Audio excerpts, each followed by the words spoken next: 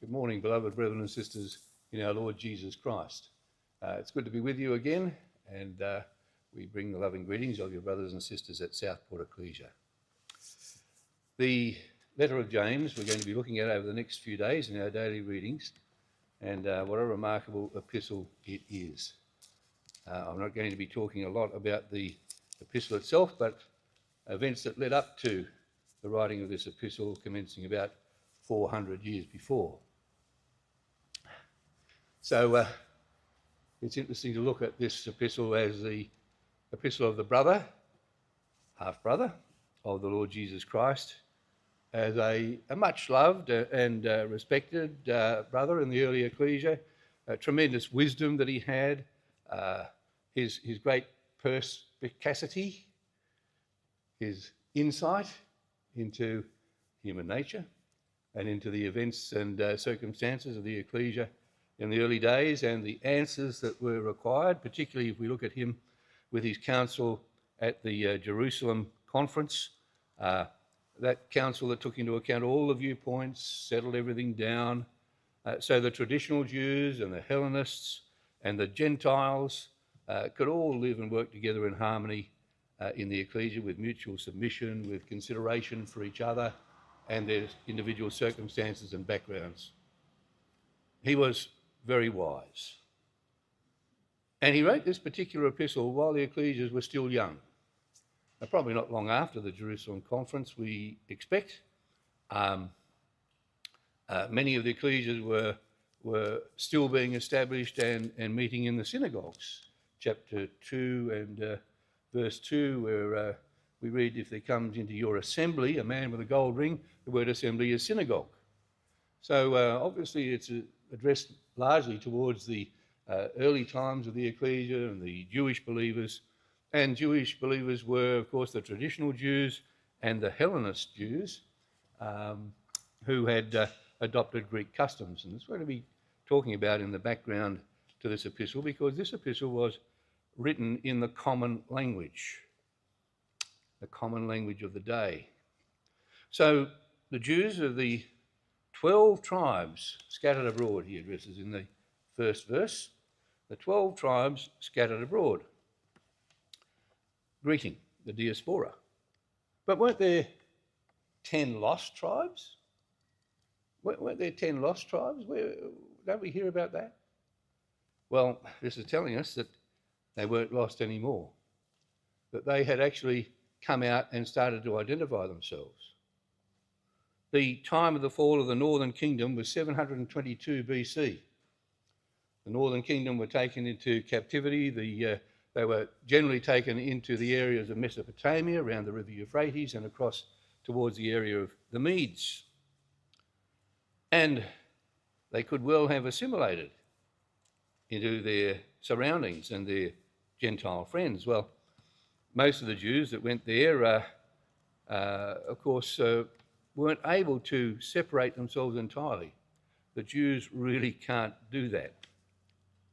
Those few who remained in the land, in the northern kingdom, of course, intermarried with the Gentiles and became the Samaritans, still very close to the Jews. But the northern captives could have lost their identity entirely, except for a vision that was seen by a man about 400 years before this letter was written. James wrote to the 12 tribes in this common language called the Koine dialectos, Koine common dialect, and that actually was the common Greek language, which we refer to in history now as New Testament Greek, Common Greek, Septuagint Greek. Septuagint written in this same language. And James wrote the epistle in that common language. How did that come about? Well, the New Testament language had been common for about 300 years and went on and to still be the common language right throughout the Roman Empire, even after the Roman Empire collapsed into the Byzantine times, till about 600 AD. The same common language was understood and read right throughout the empire. Yes, there were common dialects, of course, and there was Latin, not the easiest language. Back in Deuteronomy 28, I think it talks about a language which you won't be able to understand. Well, could anybody understand Latin? Not really, but common Greek was common. And James could write to everybody, all the Jewish people scattered throughout the world, in that common language. Jews and Gentiles could read this epistle. It was the world's first common language since the Tower of Babel, in fact. And it was common throughout the world, and that made our New Testament possible. It made our New Testament possible that it could spread around the world. It made it possible for epistles to be written in that common language and everybody to be able to read and understand. So the gospel that James wrote, others could write more easily to everybody, was because of this vision. A man had a vision, possibly a vision from God, possibly from God. Before ever he left Macedonia, this man had the vision. Before he set out to conquer the world, this man had the vision. About 20 years old, he ascends the throne of Macedonia after his father Philip was assassinated.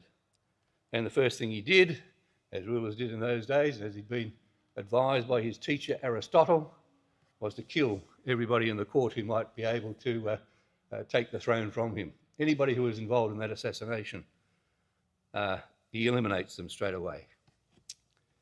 He'd been tutored since he was about 13 years of age by Aristotle. And Aristotle taught him statecraft, taught him how to be ruthless at times when necessary, taught him philosophy, but also taught him the sciences and taught him how to be gentle sometimes and to be caring when that was appropriate. He was brought up in the area of Thessalonica, and we were there only a few weeks ago, so I suppose the mind is focused upon this man. There's an enormous statue of this man riding his horse right on the shores, the forefront of the harbour in Thessalonica. And there is Alexander the Great on top of his beautiful, glorious horse, Bucephalus. And the statue's on a plinth about 15 foot high, and the statue itself is about 20 feet high. And it's a place, Thessalonica, which was very close to where Alexander was born, where they still talk about Alexander the Great every day. You go into the cruise port there, and it's called the cruise port of Alexander the Great. Well, the fellow died 2,500 years ago. Why is he so important? Well, he's certainly important to those people, but he's also important to us. So he's on this great horse, 13 years of age. A man comes to the King Philip, that's of course Alexander's father, with this magnificent horse, a big war horse.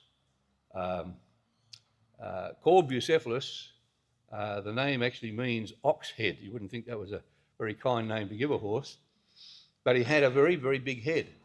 He's got a beautiful black shiny coat, and he had a lightning flash of white down just in the middle of his forehead. He was a beautiful looking horse, well built. Ox head, because the head was big, but also he had the body of a bull, but the legs of a horse. So he was a real mighty warhorse machine. And the man had him for sale at a huge price. And he offered him to the king and the nobles around, but nobody wanted to buy him because nobody could ride him. He's more than 10 years old, and nobody had yet ridden him. And Alexander observed him. He's being paraded around for sale. Alexander knew there was a problem. This horse was frightened of his own shadow. He would buck and rear at his big shadow. And Alexander thought, very wise Alexander, I think I can tame this horse.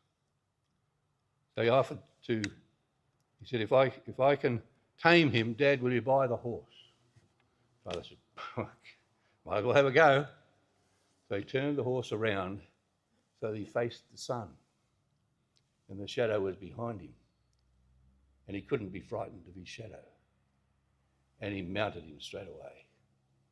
And before long, he had tamed that magnificent horse. And that horse stayed with him for 20 more years. He was actually the same age as Alexander. And Alexander was terribly grieved when he died, but he stayed with him through many, many battles, and was a real heart-to-heart relationship with the horse. And when the horse died, Alexander was very, very grieved. He was killed in battle when he was 30 years old, that horse. So he was a mighty, mighty horse. Maybe James was thinking of him when he said if any man among you seem to be religious and bridleth not his tongue, verse 26 of chapter 1. If he bridles not his tongue, but deceives his own heart, this man's religion is vain. For in many things we offend all. If any man offend not in word, the same is a perfect man, and able also to bridle the whole body. Behold, we put bits in the horses' mouths, that they may obey us, and we turn about their whole body. I think Alexander's horse was still famous for a long, long time. Whether that's exactly what James was thinking of, but it's certainly a marvellous story. A great horse can be tamed by using the right manner and understanding the fears and troubles of the horse. I suppose it applies to us too, doesn't it? If we can put aside our fears and our troubles, we can control the tongue, control the body, can have a good influence upon others. So this horse went with Alexander. When Alexander's father Philip saw what had happened and how the horse had been tamed by the wisdom of Alexander, he said to Alexander, my son, the Macedonian kingdom is not enough for you. You deserve to rule the world. And of course, so he went on to do. My son, he said, you will rule the world. And of course, his father brought in Aristotle to teach him in philosophy and wisdom and politics and how to rule the world. And he was a very sensitive person, Alexander. Great warrior, but very sensitive. He took with him on his journeys people like philosophers and scientists and botanists. Think a little bit about Captain Cook. So he certainly was an amazing man, and one that was much loved by his people. So this great statue in Thessalonica on the shore there, erected in 1973, and it's the horse up just on its two hind hoofs. This huge statue. It's an amazing statue to see. And as we said, in the port called the Port of Alexander the Great, so Alexander continues to have a huge impact on the world. And he had a huge impact on the world in James's day and in the New Testament times because of the Greek language that he brought to all of the then known world and made the gospel available to everybody in a common language. So at 20 years of age, Alexander has a Nebuchadnezzar type vision. A vision that he couldn't forget. He couldn't get it out of his mind, what he had seen. Same as Nebuchadnezzar. He remembered that vision. It was graphic. And soon after 20 years of age, he begins his conquests. He crosses the Hellespont. He fights the Battle of Granicus. Then he fights that decisive Battle of Issus in 333 BC, from which we get significant dates in the book of Daniel, where he defeats the Persian king Darius III in person. They come together in person in battle. The winged leopard of Daniel chapter 7, of course, is the Greek Empire. The goat with a notable horn between in his forehead smashes into the ram in Daniel chapter 8, and that's the overcoming of the Persian Empire. And then after he comes across Turkey as it is today, he turns south down the coast and comes to Tyre.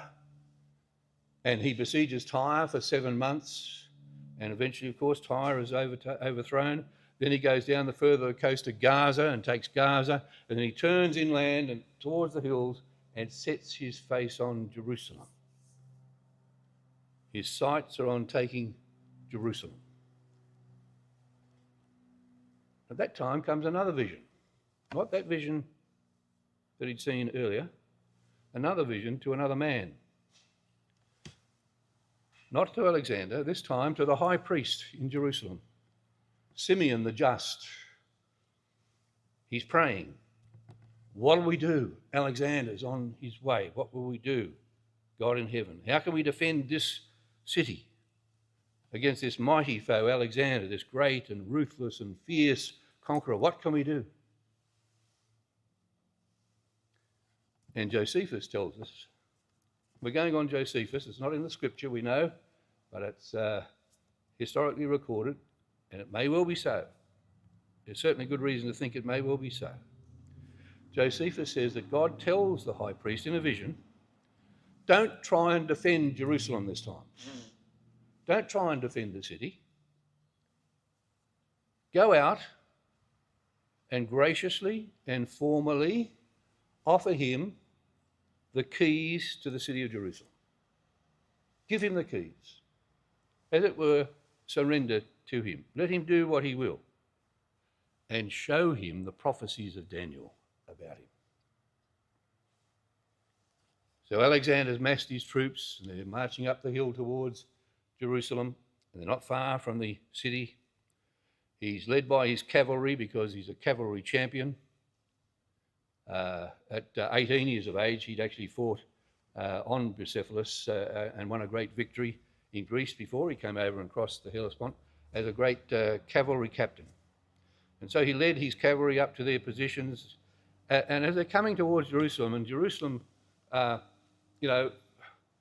from the angle that they would have approached coming up from Gaza, the magnificent city on the hill, and a wonderful aspect as they're looking there, and the gates come open. The gates come open, and out comes the high priest, dressed in all his beautiful garments. There's a large group of priests with him, all dressed in brilliant white. Then come the elders of the city, and they come out quite a little way outside of Jerusalem, and they meet Alexander and his captains, and the Syrian captains are with him too. They're all going to try and take the city of Jerusalem.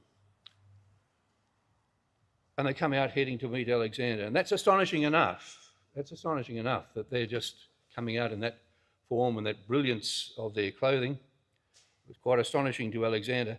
But Alexander's looked to him for a response to this, and suddenly what he does, he dismounts from Bucephalus down to the ground, steps forward, and bows his head on the ground in front of Simeon the just, the high priest. And his general's never seen him like this before, of course. How can this great and mighty conqueror bow before someone he's never seen before? With Alexander, he's down on his knees and he looks up at them and he says, but I have seen him before. I have seen him before. I saw this man in a vision, dressed exactly like that, before I left Macedonia. And he told me to make haste and come and conquer the world. I saw his very face in a vision before I left Macedonia. Now this is, I could read for you, please, a paragraph or two here from Josephus. This is what he says. Alexander, when he saw the multitude at a distance in white garments, while the priests stood clothed in fine linen, the high priest in purple and scarlet clothing, with his mitre on his head, having the golden plate whereon the name of God was engraved, he approached by himself and adored that name, and first saluted the high priest. The Jews also did altogether, with one voice, salute Alexander and encompass him about. Whereupon the kings of Syria and the rest were surprised at what Alexander had done, and supposed him disordered in his mind. Well, However, Parmenio, who was very close to Alexander, alone went up to him and asked him how it came to pass that when all others adored him, he should adore the high priest of the Jews. To whom he replied, I did not adore him, but that God who has honoured him with his high priesthood. For I saw this very person in a dream, in this very habit, when I was in Dio of Macedonia, who, when I was considering with myself how I might obtain the dominion of Asia, exhorted me to make no delay, but boldly to pass over the sea thither, for that he would conduct my army and give me the dominion over the Persians. Of course, the Persians had long been enemies because the Persians had actually gone into Macedonia some years before and had controlled part of Macedonia before. So they were an enemy of the Greeks. So he says, whence it is that having seen no other in that habit, and now seeing this person in it, and remembering that vision and exhortation which I had in my dream, I believe that I bring this army under the divine conduct, and shall therewith conquer Darius, which he did, and destroy the power of the Persians, and that all things will succeed according to what is in my own mind. So Aristotle had taught him. He taught him statecraft, he taught him principles of honour and justice and sensitivity, the arts and sciences.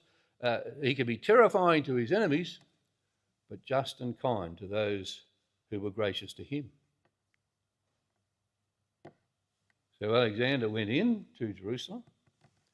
He joined in worship, he offered sacrifices, and he said he wanted a statue of himself put in the temple. And the priest said, not on. That's not what we do. We don't have graven images. And so what Alexander demurred, they came to an agreement that in his honour, every boy child born in the next 12 months would be called Alexander.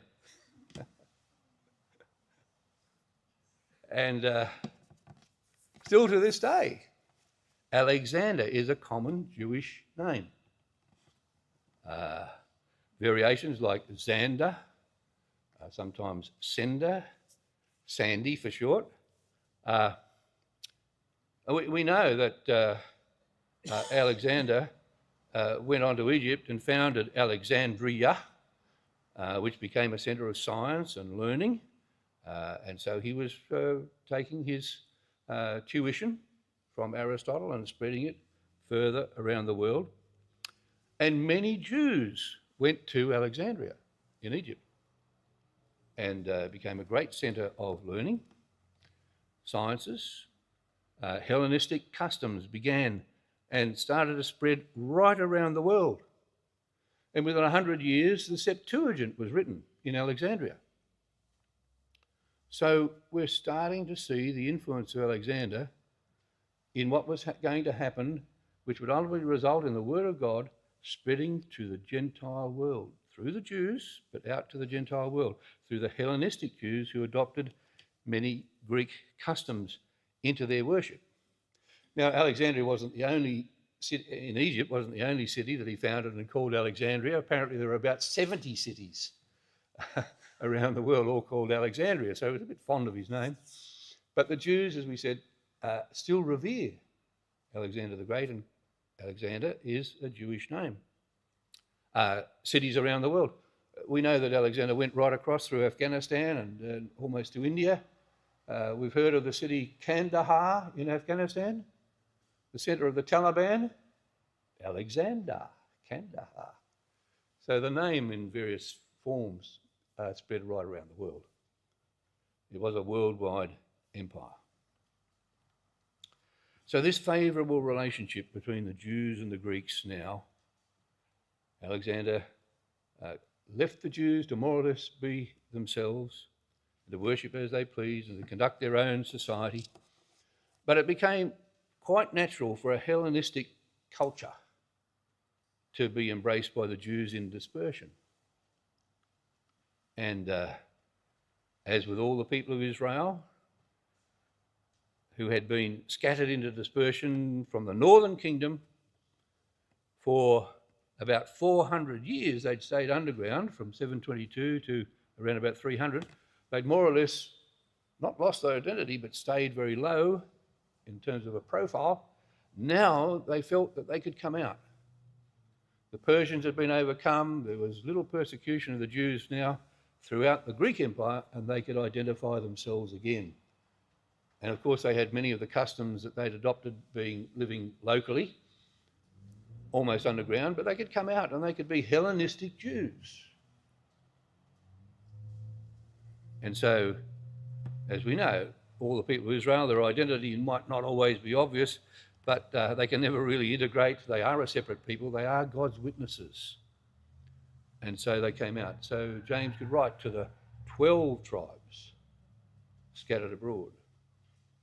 And they received favourable treatment under the Seleucids until along came, about 150 years later, Antiochus Epiphanes, who we know was very, very anti-Semitic, very anti the Jews, and actually desecrated and polluted the temple and put a statue in the temple, a statue of Zeus, and sacrificed a pig on the altar. But within 3 years, he had been driven out. The Maccabees took control. The beginning of the Feast of Hanukkah was at that time, the Jews celebrating the relighting of the lampstand, and the oil miraculously burning for 8 days when it should have only lasted 1 day. Began the miracle of the Feast of Hanukkah, which we still know is celebrated today, and sadly was celebrated last year in Sydney in very difficult circumstances. But Hanukkah continues as an evidence, as far as the Jews are concerned, that they know they must be the light of the world. Jesus was present at the Feast of Hanukkah and when he said, "I am the light of the world." So the Hellenistic influence has really continued on. And it's most significant that it led up to the ability of the writers of the New Testament to really spread the word in a common language throughout all of the known world.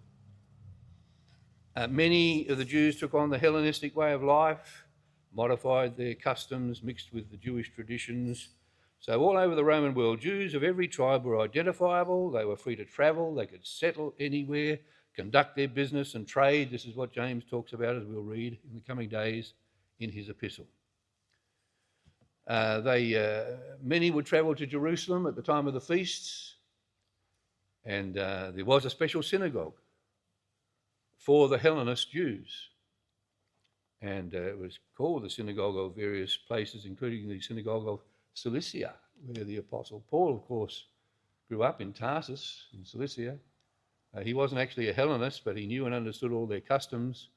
He was a Pharisee, but he could communicate with them very well and was just as afraid of the gospel coming out of that synagogue with people like Stephen as he was about the spreading of the gospel in other places as well, and stood there while they laid down their clothes at his feet. So all these people could come from countries far and wide. We see the list in Acts chapter 2. Thousands were baptised in Jerusalem and took their new faith back to their home countries and synagogues. And these are the readers of the epistle of James. There were two great centres of learning and teaching and business, Alexandria in Egypt and Antioch in Syria. Apollos was from Alexandria in Egypt, and he was a man mighty in the scriptures, and he knew the baptism of John, which means that things spread around the world quite quickly in those days, from John the Baptist's teaching down into Egypt. And we know too about the 12 disciples, the 12 disciples of John the Baptist who were in Ephesus, so far away. Again, the Hellenist people had come to Ephesus, and they hadn't heard about the Holy Spirit gifts yet. Paul baptised them. And of course, Barnabas, he was sent to Antioch to teach the Grecians there. It was a Grecian centre. So the two centres really were Alexandria in Egypt, and Antioch in Syria, big centres of Hellenistic teaching. And so that all things were ready for this epistle to be written. The Jews of the diaspora were always great businessmen, and often they were very, very wealthy people. And James addresses that in this epistle, and the great contrast between the rich and the poor was quite significant. Those who did well did extremely well. As an example, you may have heard of Philo of Alexandria. He was historically well known as a Jew of Alexandria. He was a member of one of the most wealthy families in the whole empire. He had a brother named Alexander, funnily enough. And that Alexander was the Elon Musk of his day. He was the wealthiest of his day. He was a tax collector. He was a customs agent involved in the trade and taking a slice off the top. He got involved in politics. He was a friend of Herod. He was a friend of the emperor, Claudius. And he paid for 9 gates of Herod's temple to be overlaid with thick plates of silver and gold. Very, very influential, a Hellenist Jew. And they involved themselves in trade as the great merchants of Europe and the Mediterranean. They spread right across the whole of the then known world. Goods were traded and moved by horses and wagons, as we would imagine, and by ships. But the horses and wagons, as we said, James chapter 3, we put bits in the horses' mouths that they may obey us and turn about their whole body, just like the tongue. But chapter 3, verse 3 and 4, he talks about the horses for trading and also the ships for trading, and relates them to the tongue. Verse 4, behold also the ships, which though they be so great and are driven by fierce winds, yet are they turned about with a very small helm, whithersoever the governor listeth. That's the power of the tongue. But the analysis, or the analogy that he's making, is about the great ships which traded, and the Jews knew all about trade, and they used the ships for trade, and the great ships were the ships of Tarshish. They were the best built ships to handle not only the tremendous storms of the Mediterranean, but outside in the Atlantic Ocean as well. They could handle all of that weather, and they were huge and well-built ships. A very small helm, whithersoever the governor listeth, that's okay until you meet a wind like Euroclydon, which the Apostle Paul met and blew him. Well, could have kept on blowing him right out through the Straits of Gibraltar if it had kept on going, and it landed on an island, Malta. So it's interesting. The ships of Tarshish have their origin among the Greeks. You go back to Genesis chapter 10, and I've loved looking at Genesis chapter 10 over the last few years. There's so much in Genesis 10 about the origins of nations and influences upon the world, going way, way back. And in Genesis 10, we read of the 7 sons of Japheth, Genesis 10 verse 2, and they are Gomer and Magog and Madai, that is the area of the Medes, and Javan, and Javan is the Greeks. If you remember that there's no J in many of the other languages, it's an I, yeah, instead of J as we have it. That's Javan, or Ionians came from Javan, Ionians. And the Greeks were always called Ionians in the ancient days. And Tubal, of course, the area of Turkey, and Meshech and Tiras, areas in Tiras is around about Ukraine, Meshech a little bit further away, Moscow and across the Russian areas. So these all came from Japheth, including among them Javan, the Ionians, the Greeks. Now we read a little bit about, only read about the descendants of Gomer and of Javan. And Gomer, Ashkenaz, Riphath and Togarmah, areas in sort of Central Europe and beyond. And then we read of the Greeks. Sons of Javan are Elisha, that's the islands near Italy, Sicily, Malta, Tarshish, which is Britain, Kittim, Cyprus, and other ports that came and were populated by people from Cyprus. Dodonim is the area of Rhodes, Rhodes, lots of islands in that area there, the Greek islands, and they had many ships. And we read about them, that in verse 5, by these were the isles of the Gentiles divided in their lands. Now that tells us Tarshish is an island. We know it's Britain. Everyone after his tongue, after their families in their nation. So the Greeks are the people who populated Britain originally. They sailed to Britain. The ships of Tarshish sailed to Great Britain, and they were capable for centuries.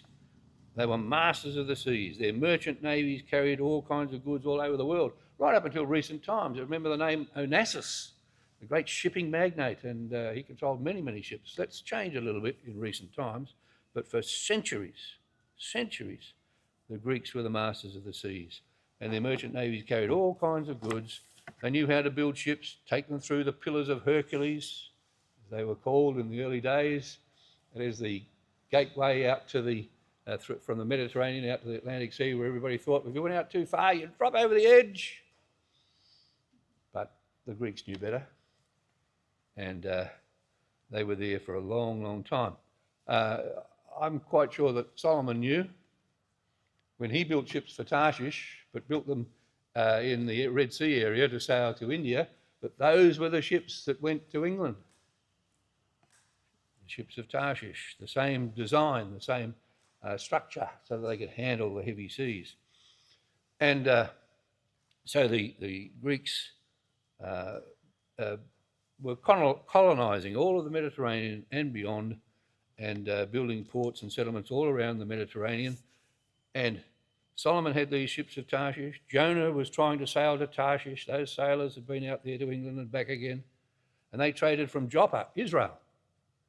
Can't imagine that there weren't Jewish people out there on the ports in Tarshish in those days, handling the trade at the other end. And so Jews were scattered throughout the world. With the business went the Jews.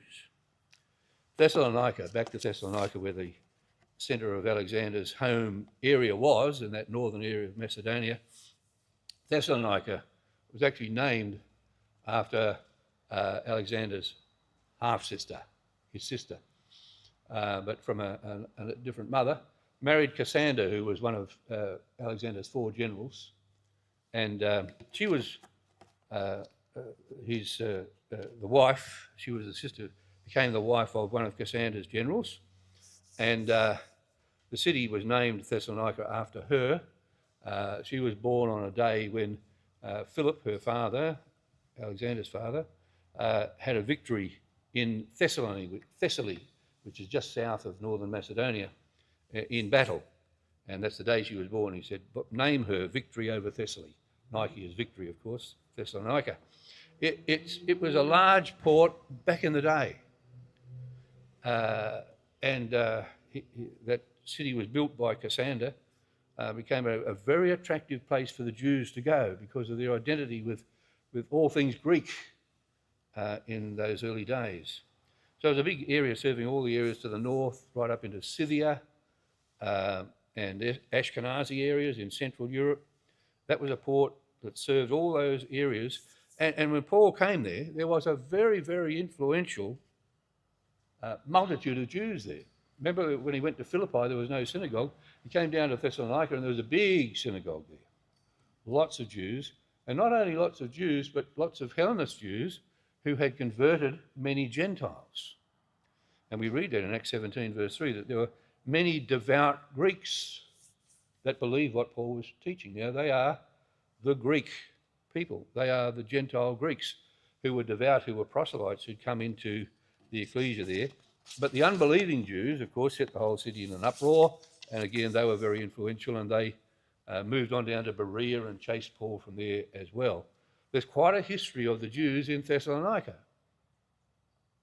Just to share with you, things that we've looked at because of having visited there. All through the centuries, the Jews have been involved in Thessalonica. It's a big centre for them.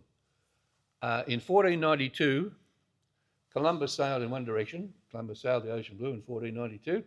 But at the same time, the Spanish king and queen began the Spanish Inquisition. And what was the purpose of the Spanish Inquisition?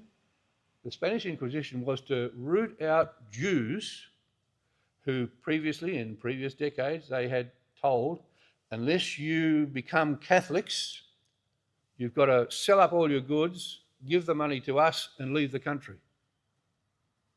And many of them converted. They were called conversos. But they didn't really. They kept their Jewish faith and their Jewish customs, but they wanted to stay there because their businesses were there and so on and so on. The Spanish Inquisition was set up, approved by the Pope, to root out these people, to bring them to trial, and often to kill them or burn them at the stake or whatever, to persecute them. So what happened was those Jews in Spain, under the King and Queen of Spain, right across in that area, they're called the Sephardic Jews. Sephardic is actually the name for the Hebrew name for Spain, Sephard. So the Sephardic Jews, many of them left and ran for their lives and travelled right across the continent as far as they could go to Thessalonica, which is in the far east of Greece. You've almost crossed over into Asia. So they went there. They knew that there was a Jewish settlement there and they would be happy there. For the next 400 years, Jewish people were more than half of the population. More than half of the population of Thessalonica. Hundreds of thousands of them were there. They did well, they were well accepted, they were embraced. Everything went very, very well for them for a long time. And then a great fire happened in the area where the Jews mainly lived, down near the port, because they were the trading people. On the lower areas near the port, a huge fire in 1917. And 70,000 people were left homeless, and 2/3 of those people left homeless were Jews. 1917. What happened in 1917? The Balfour Declaration. Where were these homeless people going to go? The town was very slow in trying to do something to rebuild and provide homes for them. Many of them went to the Holy Land. Many of them went to Israel. But quite a lot stayed behind as well. And there's now a great monument to 50,000 Jews who were taken in 1943 by the Nazis and never seen again. It's quite a harrowing monument there, which in a bronze monument which depicts the suffering, the torment of the people who were taken away at that time. So the Jews are still well respected there, but there's only a few thousand of them left in Thessalonica. But many of James's readers, brothers and sisters, were very successful traders, merchants, business people. They wore gold rings, they wore fancy clothes, they had horses and wagons and ships and all the trappings. They would say, oh, let's go somewhere far away for a year. Maybe we'll start to Tarshish. Let's go for a year and buy and sell and get goods, get gain. But some were poor and sickly and in need of help and encouragement. And James says, don't forget each other. But live with each other as family. Know that all this trial and suffering you're going through will pass.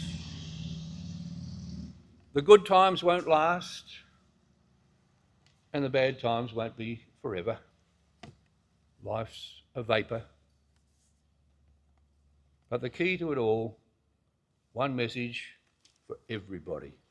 This epistle is a general epistle, an epistle for everyone. And the beauty of it is it's an epistle for us today, because that language that was introduced 400 years before was God preparing the world for the gospel to go not only to the Jews, not only to the Hellenist Jews, but to all the world, the Gentiles too. Just a few points to conclude. The great message is patience. Patience, long-suffering, endurance, and staying the course, no matter what the circumstances. The trying of your faith, James 1 verse 3, worketh patience. But let patience have her perfect work, that ye may be perfect and entire, wanting nothing. Continue on. Don't be deflected. Don't think too much about your business, what's happening in the next 12 months. Think about today and think about your brothers and sisters who need. And you come to chapter 5, and whilst the epistle has dealt with numerous little exhortations, he comes back to the patience turn again. James chapter 5 and verse 10, he says, take my brethren, the prophets who have spoken in the name of the Lord, for an example of suffering, affliction, and of patience. Read your Old Testament. Read your Old Testament scriptures. There's huge lessons there. And particularly, look at the circumstances of the writers and the people of the time. Look at the people and take personal people lessons. Verse 11, behold, we count them happy which endure, who continue patiently. We've heard of the patience of Job. There's a man who had everything and lost it all. He had a gold ring. He had fancy clothes. He had all the trappings and lost it all. But he was patient. He endured. And he obtained the promise. And some beautiful words here in verses 7 and 8 of James chapter 5. Be patient, therefore, brethren, unto the coming of the Lord. Behold, the husbandman waiteth, because he's patient, waits for the precious fruit of the earth, and hath long patience for it. You know, you sow the seed and nothing seems to be happening. Nothing seems to be happening. Then there's a shoot. Then hope springs and up comes the plants for harvest. Till he receives the early and the latter rain. But God is consistent. He will continue to send the rains. Be patient. Establish your hearts, brothers and sisters, for the coming of the Lord draweth nigh. Be patient. It will be soon. So, brothers and sisters, we look forward to reading this really exhortational epistle over the next few days. Much of its teaching echoing the words of the Lord, gleaned also from the Proverbs, the practical issues of life, the things that James heard at the dinner table when he was younger. Written in a time in history that everyone could read it, whatever their circumstances, wherever they are in the world, and know it was written for them, the 12 tribes scattered abroad, and all who would be with them. The Lord appeared to James soon after his resurrection, and everything fell into place. He knew his calling. He knew what he had to do. And quietly, but courageously, he has sent out this message to the world, and now especially to us. The Lord, his brother is risen indeed. Let's wait patiently, oh so patiently, together as one body in Christ.